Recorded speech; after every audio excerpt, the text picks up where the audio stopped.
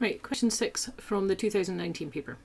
Thiols are compounds that contain an SH functional group. They often have very strong, unpleasant odours.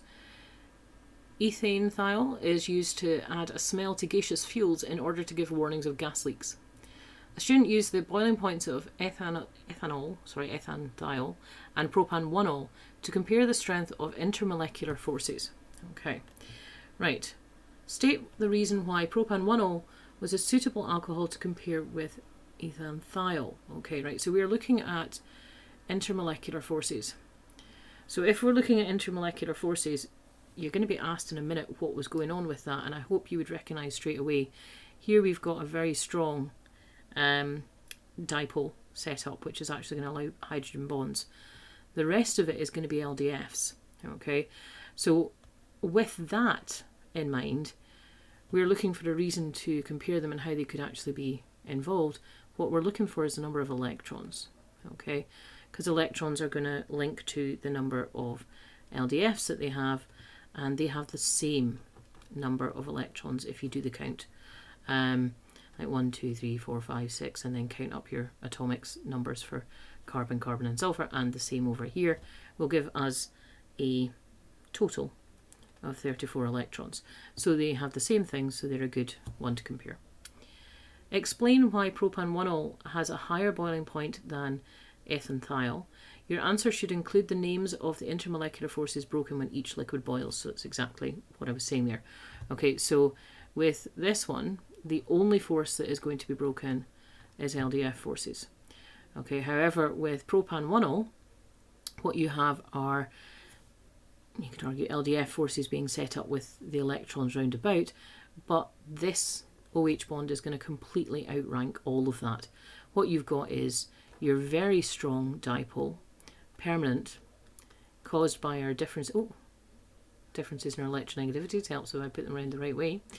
Okay, so we end up with a permanent little positive charge on the hydrogen and a permanent little negative charge on the oxygen. So this dipole is so strong that it's really close to actually snapping and going ionic.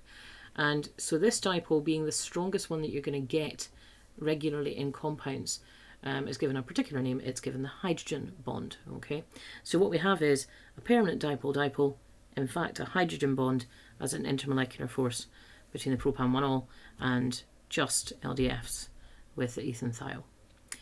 Name the thiol which contains only one carbon atom. Well, if it was ethane thiol to make 2, then it must be methane thiol for 1. Oh, there we go. The minimum concentration of ethan thiol in air that can be detected by humans is 2.7 times 10 to the minus 7 mg per centimetre cubed. Calculate the minimum mass of ethane thiol that needs to be present in a room containing 43,900 litres of air in order for it to be detected. Okay, right, so our problem is that we are looking at originally per centimetre and we're being asked about litres. So what I'm going to do is I'm going to say that 1 centimetre cubed, I'm looking at 2.7 times 10 to the minus 7 milligrams.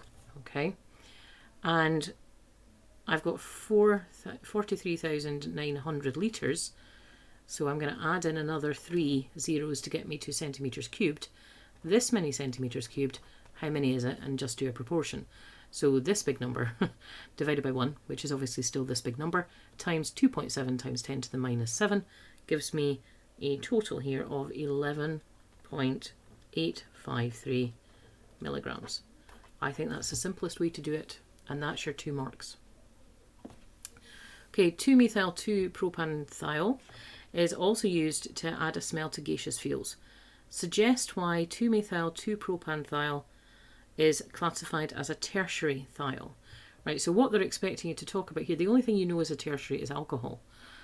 So the alcohols which are tertiary, the OH which is attached to the carbon has 3 other carbons attached to it. Look at the thiol group here. The carbon which is attached to the thiol group has 3 carbons attached to it. That's what you're looking to say. Thiols can be made by the addition of hydrogen sulfide to alkenes.